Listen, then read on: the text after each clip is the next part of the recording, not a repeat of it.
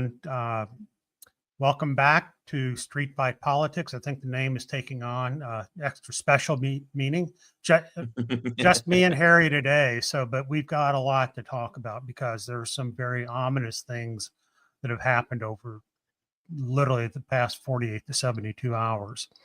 Harry, you're the military guy, so I'm going to let you go ahead and take this down the path.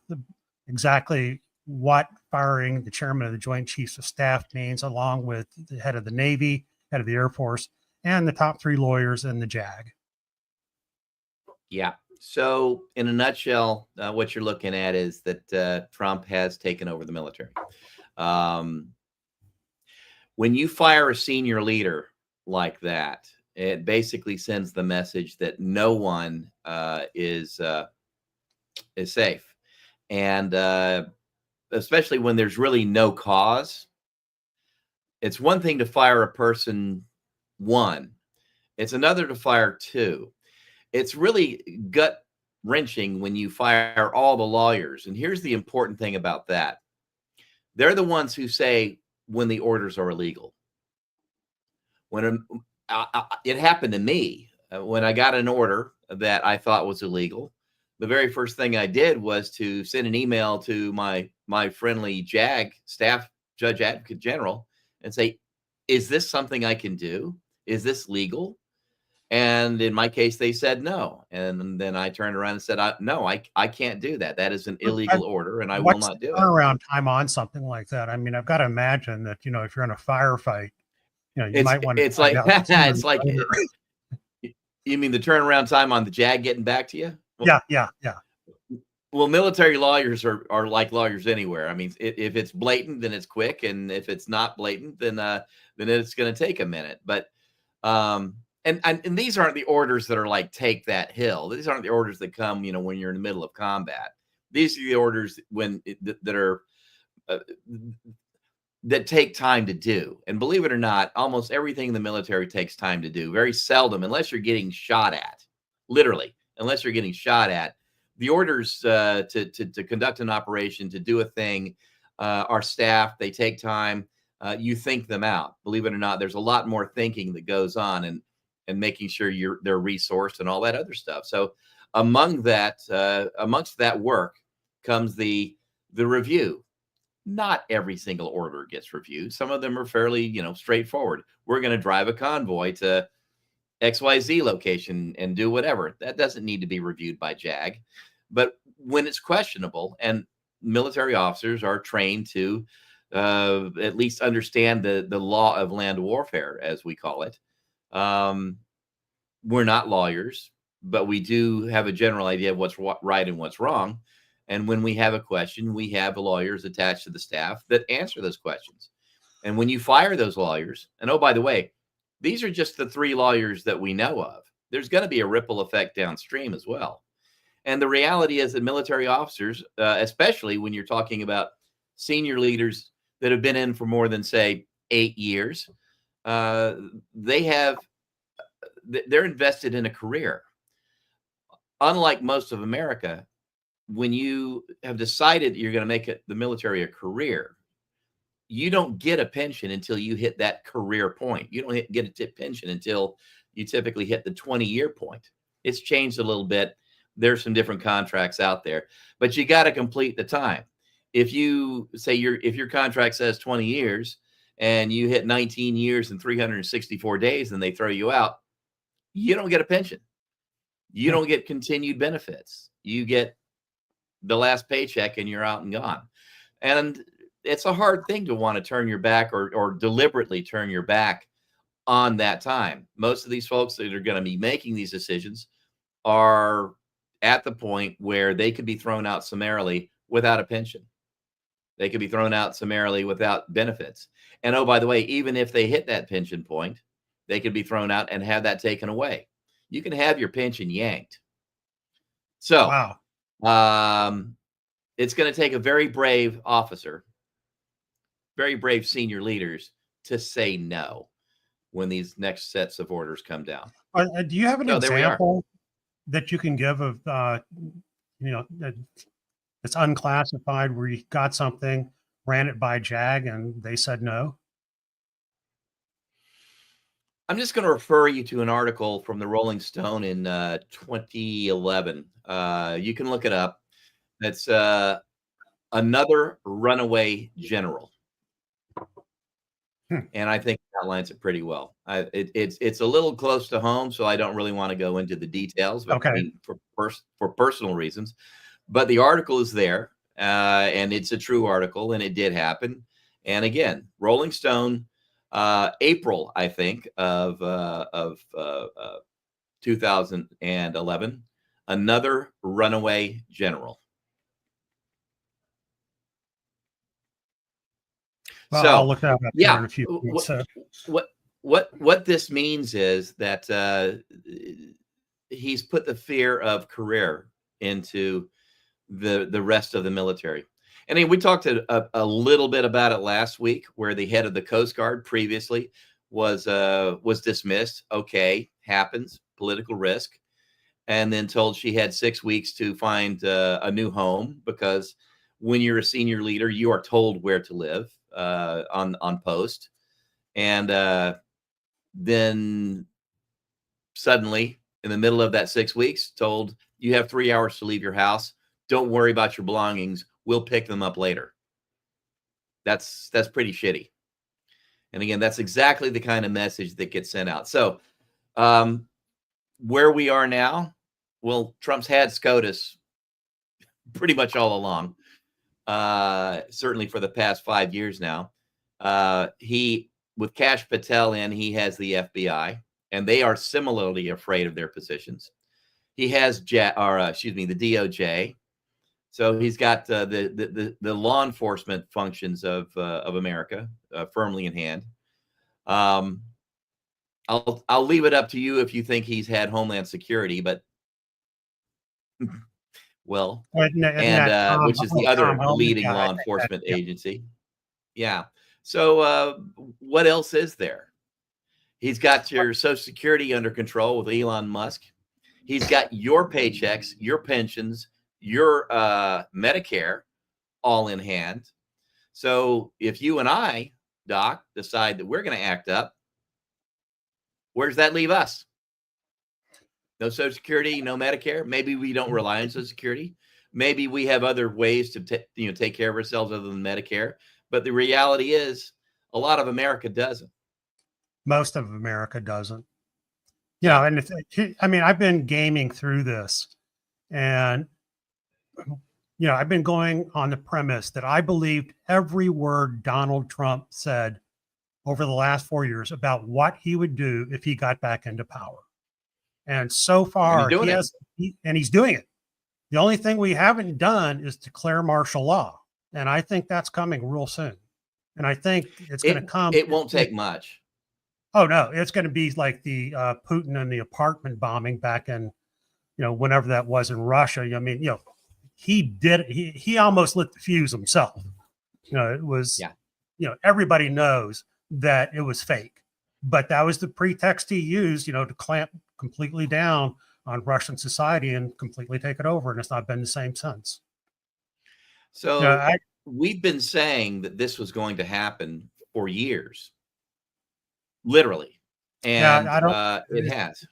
It's not if I told you so that I wanted to ever have to say. Yeah, but that's where we are. So, you know, I've been, as you might imagine, I'm active in other groups and other fora. And, you know, the question is, do we even have the ability to turn this around in 2026? Will we have an actual set of elections in 2026? And it's not looking good. It's not looking good. I was thinking through that, you know, if you game through that, if say you and I act up and we get out on the street, you know, somebody starts firing some shots and people get killed, and then you take the Insurrection Act, declare martial law. Next thing you know, you've got federal troops setting up roadblocks, checking papers, you know, curfews. All of a sudden you start arresting political opponents and they just disappear. You know, I mean, he said he's going to do all this, you know, and the thing is, and he's doing it. And, I don't have tanks sitting around and fighter jets and Bradley fighting vehicles at my disposal. The only thing I can hope for is that way down in the lower ranks that they don't have so much to lose that they say that they won't do it. They look at it, this is illegal. I'm not going to fire on my brother and sister. But so And far, that may happen, but I'm not optimistic. neither I am I. really am not. And because there are people who are afraid for their careers. And if anybody does pipe up and try to stop something, they'll just simply be replaced. Well, yeah, there's There's the always somebody behind them. yeah, there's the Chinese proverb that the nail that sticks out gets hammered down. Yeah. In the military, everyone is taught that no one is irreplaceable. Everyone is replaceable at any time. And that's for very practical reasons, because if you get shot, somebody needs to be able to step up and take over. So we practice that. We understand that. We live that. Any officer can be replaced by the one underneath. Any NCO can be replaced by the one underneath. It's an almost an endless supply. And this administration really doesn't care about competence. If they did, No, we wouldn't have Captain Shitfingers as our Secretary of Defense. yeah, it's personal loyalty. Uh, That's the only thing that matters. it's personal loyalty, and so. Oh, I mean, look at our next chairman of the Joint Chiefs. He's never even had a qualifying position for that job. It takes more Yes, than it does. just being a general. There are gates you have to pass through, or Well, should I have mean, to that's pass like me through bringing in to a do that. surgeon that never went through a residency. It's just like we're just going to appoint him and let him start cutting. So Yeah, I the mean, the same thing. reality is, for retired General Kane to come back in and take that role as the chairman of the Joint Chiefs of Staff, a serving general officer, he has to be given a waiver by, I don't know, the president of the United States. So that's not going to be a problem, and he Hey will be guys, exactly the guy. Go for the ahead. people that just joined in, Harry and I are talking about gaming out what's going to happen. What it's like, the coup's ongoing. They've been through. They're getting way down the line, and it's getting hard to see exactly how we get ourselves out of this. And we were talking about martial law. I see it coming. It's like it's almost inevitable. So back to you, Harry. Well, I don't know how much more we want to kick this dead horse, but and oh, by the way, we'll be here again next week if they let us, and we can certainly talk about more of this happening there. But it is, the reality is that for those people who thought that Trump's incompetence of the first administration was just going to be repeated again, no, he had time to figure it out, and others had time to rally around him. For those who thought that he wouldn't be able to emplace Project 2025, it's in place. It's happening. This goes hand in hand with the civil service being fired. This goes hand in hand with our private information being Not so private. stolen. and so what we're going to see, and this is okay, so now we're in the realm of predictions here, but what we're going to see is all of these functions that they are axing from the federal government, when it becomes obvious that some of them were in fact really necessary to do the minimum things the government does, they're just going to contract them out, which means that it's going to be privatized. So Social Security, he has said he will not touch it, but that's for now. At some point, it's going to go to Wall Street, and you're not going to have the Social Security account. They're going to take whatever balance you've got in there, and they're going to just say, okay, well, just make it simple. Your $500,000 that you were expecting to be able to draw some sort of annuity from is now just going to be converted into a 401k. You can invest it however you like with whichever one of these firms have won the contract. Welcome to the new America. Well, from my standpoint, I've got some bad news, but I've also got some good news. The bad news is that there's a bunch of tells that have been done in the last few days, and the utter disdain that you see Musk and Trump treating everybody, not just you and I, but colleagues, his base, they don't care because they know what's coming. They know that if they have their way, there's not going to be another election. He said that multiple times that you won't need to vote anymore. Take it to the bank. He's going to try. Yeah. So anyway, what else you got? How about the rest of the night now? Well, here's the good news is that if you've been watching these Republican senators go back to their home districts and do town halls, they are getting absolutely shredded. They go in, they're saying, well, Trump's doing all this is good. And I mean, the place just melts down with people booing and you're full of shit. And, that's the other thing is, it's like, the political lexicon basically is, been changed from never saying, damn shit, fuck hell to, that's every other word now that you hear out there, which is, too bad. I'm hoping, we can go back to, some pretense of decorum, if, once we get out of this, and that's the way I'm going to be taking this is like, you're going to have to kill me. Seriously. Well, that's typically, there's two ways how a dictatorship ends. One, by an outside force, like allies ganging up and overthrowing the government. That's really not realistic here. I mean, it could happen, but that would be essentially World War III, right? You don't do that to the world's number one superpower unless you get the other minor powers to gang up on them. So possibility, not a probability, but who knows? These guys are idiots. They could start that. The other way is when the actual people themselves get fed up and they overthrow it. Well, that's what you're going to have to depend on. And that generally means something that looks like a revolution or a civil war. I think we're headed that way, Harry. I really do. It's like, again, I'm just taking hope from what I saw in these town halls, but I'm also looking at the way people are being affected. It's like after March 31st, no more telehealth visits. If you've got PTSD and you're in the VA, you're tough shit. You're out of luck. Not getting them anymore. Yeah. And that's just the start. Oh yeah, that's minor. So let's talk about that for a minute, because the cutting of Medicaid, in the darkest sense of humor is really quite hilarious.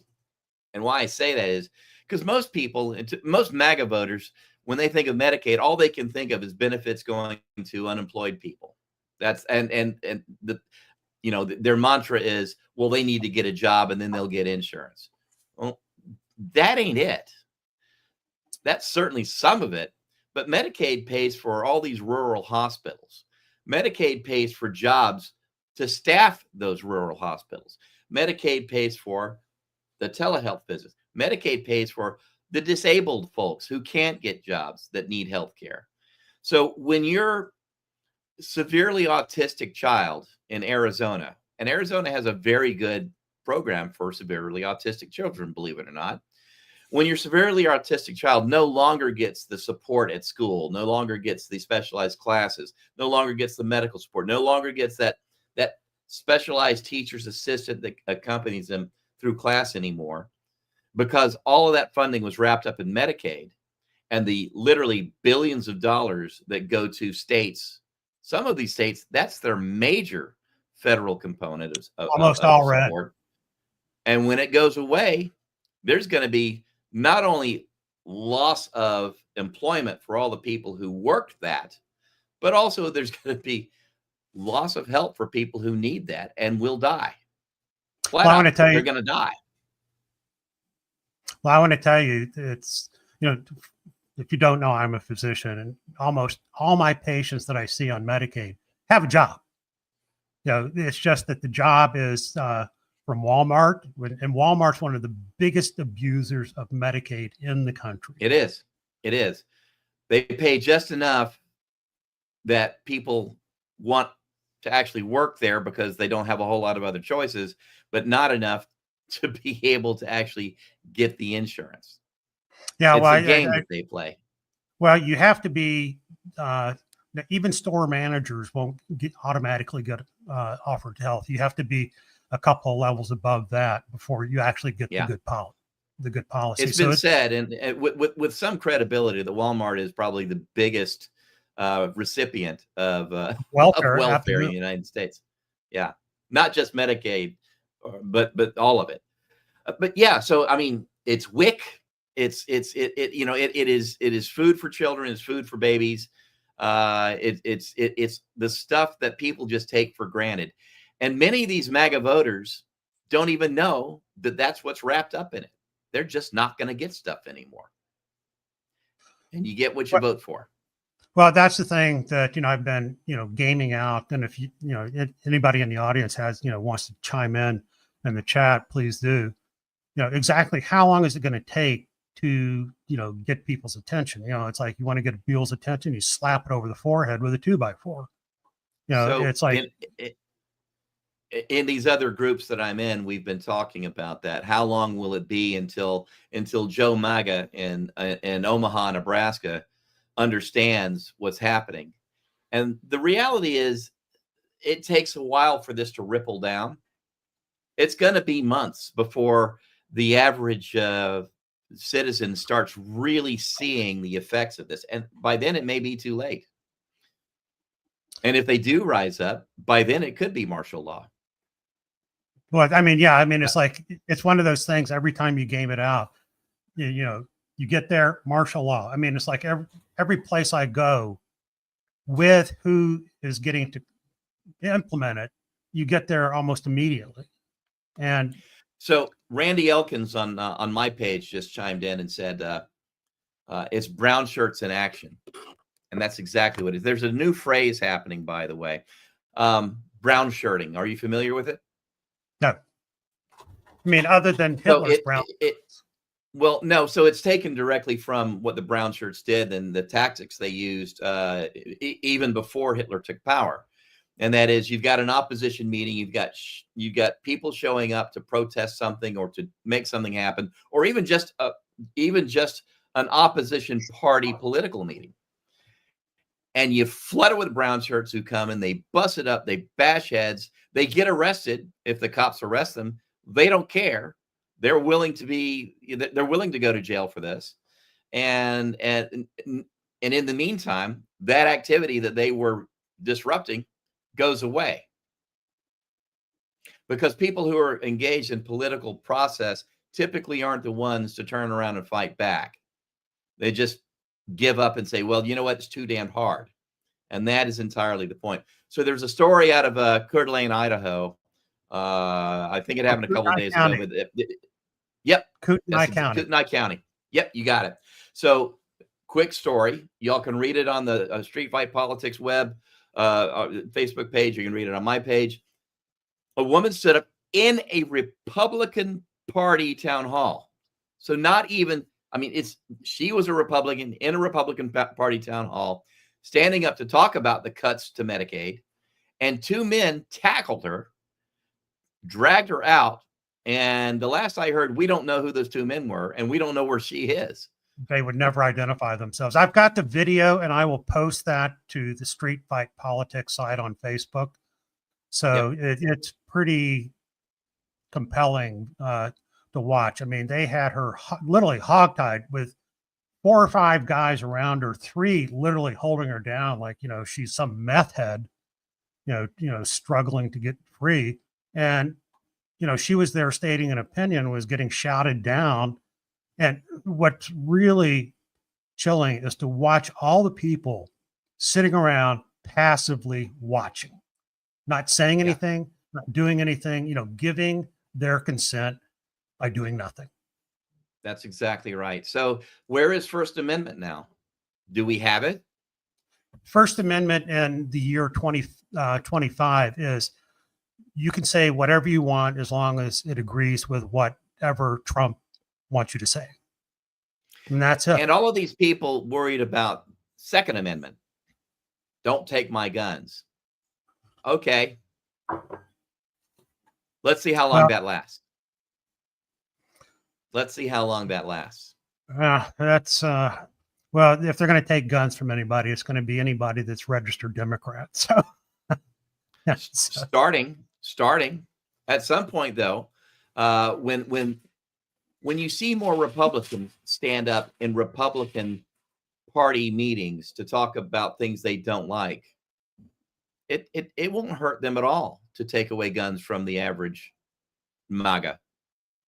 They can do it. Take it from my cold dead hands. We can accommodate that. We can accommodate, yeah. Well, I mean, and to follow that line of thought, that's one of the things I'm actually giving hope to, is these Republicans are so deathly scared that they're going to get primaried because, you know, this is their career, this is their job, you know, they deserve to remain congressmen. So, you know, they're not going to do anything that's going to get them primary, and No. that gives anybody running against them the opportunity to take Trump and Musk and tie them around their neck like an anchor and not let them get any breathing space between the two. Unless we don't get to vote. Unless elections are canceled or postponed because of civil unrest. That's where we are. Yeah, I know that's where we are, but it's like the second they say that, the country comes unglued. That, I mean, right then. Maybe. Or are we just so numb to it that as long as our egg prices are below 50 cents an egg, we like, okay, well, maybe that's okay. Well, that's another thing that's in our favor right now is egg prices aren't coming down. Grocery prices aren't coming down. They're actually going up. Gas prices, since Trump has taken over, have gone up 70 cents here in Phoenix. Because, you know, every time I fill up, I take a picture of what the price is. And so what happens when people take to the streets on that? It's well, I'm in the wrong part of town because I'm in a part of town that's, you know, pretty much doesn't care what the price of gas is. You know, I'd have to go over. I know. Yeah, I'd have to go over to, you know, Maryville or places like that where it's a big deal. You know, every time, you know, you pay $5 or $10 more a tank, that's $10 out of the family budget that week. People really need to get mad, and they need to get mad fast.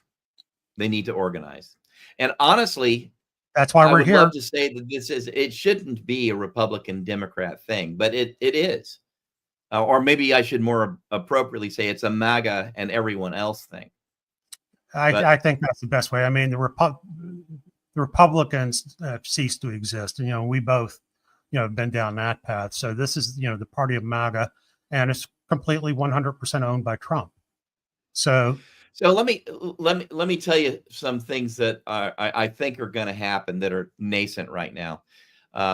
You're going to start seeing organizations pop up, not necessarily political parties, but certainly politically aligned, to give a home to those pissed off Republicans, like you and I were, to give a home to people who just not even politically active, but are pissed off, to be able to capture that. Is it too little, too late?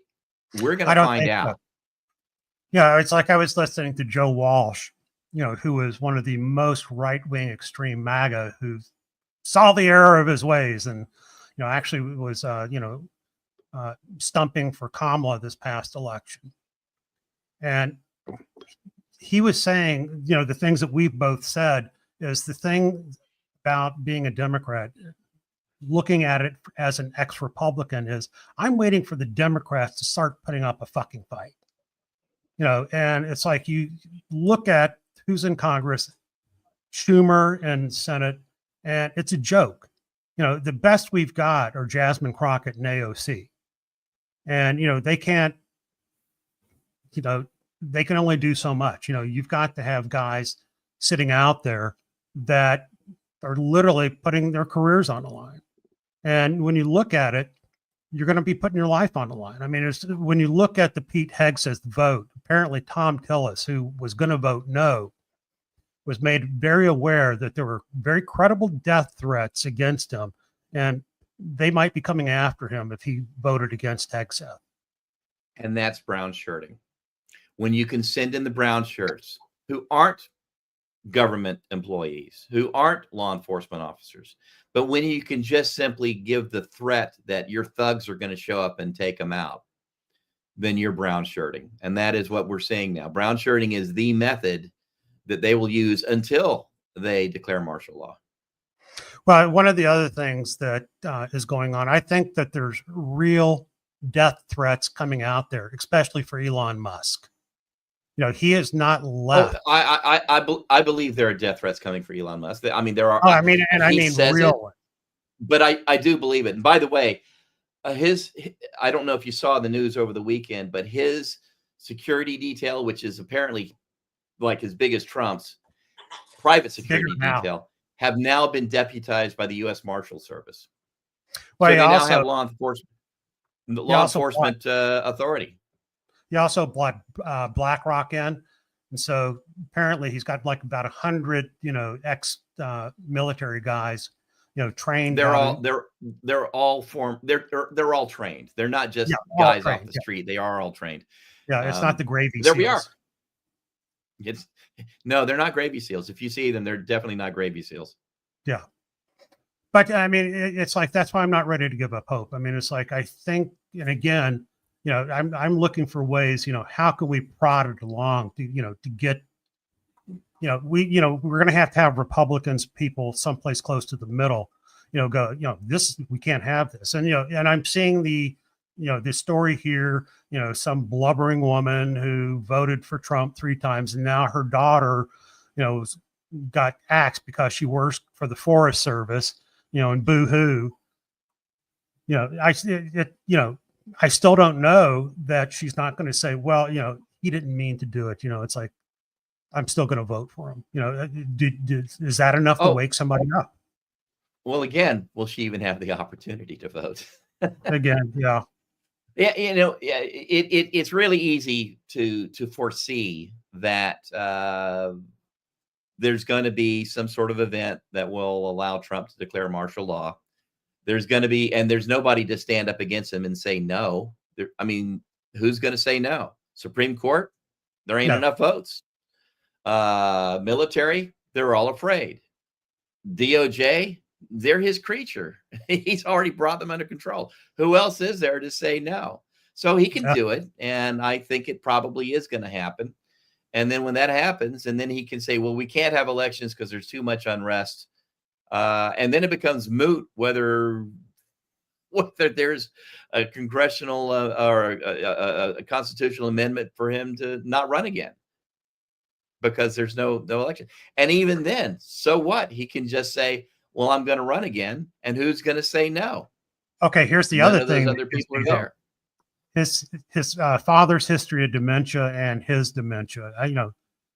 He can talk about doing another term after this. He's not going to be around to do it.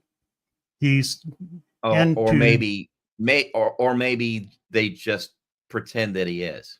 Well, they can do a weekend at Bernie, but it's like they're not going to be able to get away with it. This is not, this is not.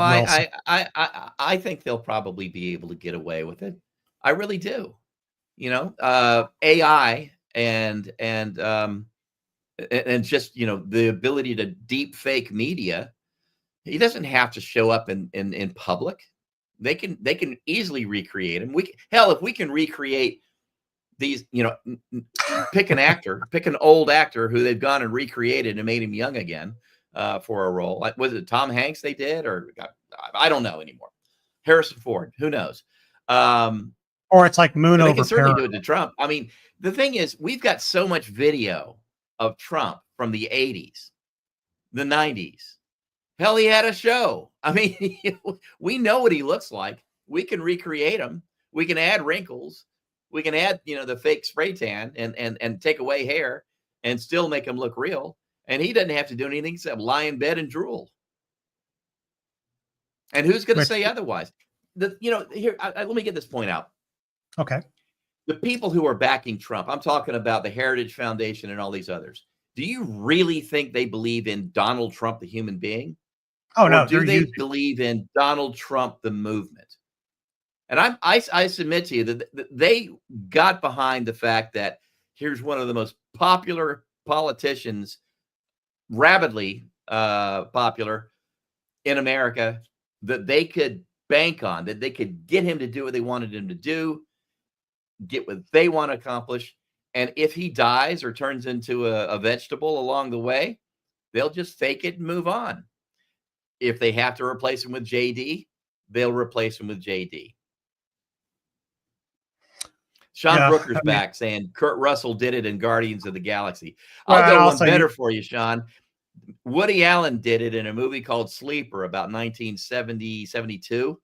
The only thing we're missing is the Orgasmatron, that for was those who know hilarious. the movie. Well, I mean, you got the movie Dave, Moon over Yeah. Parador, which is both hilarious movies. So It's not like we have not talked about this in the past in our social context. And it's not like we don't have the technical means to do it anymore. There's no, for instance, somebody said, well, he's got to go before Congress and give a State of the Union. No, he doesn't. There's nothing in the Constitution that says you have to give it in person. That's something that happened in the television age. That's something that happened in the radio age. Prior to that, for the most of our history, presidents just submitted a letter, a report to Congress, and that was the State of the Union. So he didn't have to show up. What else does he got to do? Kiss babies? well, no, he hates babies. Yeah. So, as evidenced by all the abortions he paid for with all of his mistresses. So, as evidenced by his recoiling from Musk's kid. God. Christy helped Potts. I'm sorry that we're killing your hope. I really am. But the reality is, hope makes a bad plan. And we need to move forward with something that's going to be a little more substantive, because we're at that decision point now. I was in a trip down to Richmond a couple of weeks ago. I think I mentioned this on last week's show, and one of the passengers in the minivan we were all riding in, a dedicated Democrat, lifelong Democrat, almost your classic limousine liberal, except he was riding in a minivan, turned to the group and said, so is it our duty now to buy guns? I mean, is that what we need to do? Yes. And that was a discussion around the van and what to do about it. Well, the thing is, it's not only is it your duty to buy guns, but buy ammo, lots of it, and buy clips, because you can't sit there and be reloading while you're firing. You just want to take a clip out, put one in. And a bigger one is to learn how to use them. If that's the path you choose to take. And I'm not making any kind of public advocacy for either course of action, but I'm saying that if you do decide that you need to arm yourself and be prepared for what comes next, then you also need to maybe swallow your tongue a little bit and go to that NRA-sponsored firearms course at the local gun range and actually learn how to shoot and gun safety and maintain those weapons, because you're not going to pick it up from YouTube. Or if you do, it's likely to be, unless you know what you're looking for, you're going to get some really shit advice. So I recommend that you actually do find somebody who knows what they're doing, and they're very likely going to be a Trump supporter. And so you shut up and say, 100%. Yes, that's very nice. Thank you very much. Yeah, I mean, I could vouch for that. It's like I've got a local gun store around me that I visit a few times a year, and I think it was in October I stopped in. And that was when I had my Stop Project 2025 sign on the back of my truck and vote for Harris. When this guy storms in the store, who the fuck's got that on their and just literally, the guy's like a foot taller than me, 200 pounds heavier, literally right in my face. And it's in a gun store. What are the chances somebody's armed here? I'm just surprised that you walked away, or you didn't walk away with flat tires on your car. Nah, I followed him out, videotaped it, and did all that. And so, which actually, if you want to really do something, you carry either a camera or your cell phone and keep it on video. And anytime you see something, you stop and video it. And basically, that's what I do now. It's like, if I see somebody stop on the road, if it just looks like a normal traffic stop, okay, fine. But, if there's something going on, I stop and video it. I've had cops come over and tell me, you're impeding the scene. I say, I know what the law is. I know exactly how far I can be, and I'll be happy to have my lawyer get in touch with you. So, So actually, we I'm should probably put optimistic. that up on the site. Well, I was going to say, I'm actually optimistic that in the next month or so, I'm going to be able to provide a site, a YouTube site that people can send their videos to, where they will then be turned into something that looks like TikTok. And by the way, no, not TikTok, No TikTok. but something we're talking, 30-second, 1-minute videos, something like that, where we can take the highlights of that interaction and make it viral. The point being Oh, that until people out there understand what the effects of this madness in Washington is, until they can see that happen, they're not going to believe it. So stand by for more. pro tip on videoing. And I got this directly from some of the videos that I've submitted to TV stations. If you're videoing, do it horizontally, not vertically, because it should Actually, believe it or not, that's not what my videographer told me. Well, I had this because I thought the same thing. And the reason he says not to is because, one, most people are going to view this on their phones, not on their video, not on their computer. So that's one thing. The other one is, so when you do that and people are viewing it vertically versus horizontally, you're still sending digits for stuff that you're not looking at, and so you're losing clarity for what you're really focused on. So more to follow if this comes to fruition. But we'll have basically, that. do it. We'll work that out. I just tell you, don't worry about it. Just do what Just you got to video it. do. Just video it, and whoever can edit it will. Well, I mean, for right now, if you get some video, until Harry gets his side up, post it to Street Fight Politics. And We'll take it, 100%. We'll take it. Absolutely. Let me check and make sure. Yes. Never mind. I know for a fact because Sean Brooker does it every day. Post something to our Street Fight Politics page. So yes, people can post to Street Fight Politics page on Facebook, and we'll take it from there. The other thing you can be doing is, while they're home, if your Congress critter is, having a meet and greet with the public, to take questions, be there. Show up. And show up. Be polite. Be prepared that even if you are polite, if it's in a deep red district like Kootenai County up in Idaho, that still may get you arrested. But just basically walk in with video, leave it on, and bring it back. We can cut out the. Take somebody with you to video you. Absolutely. The more the merrier. The more the merrier.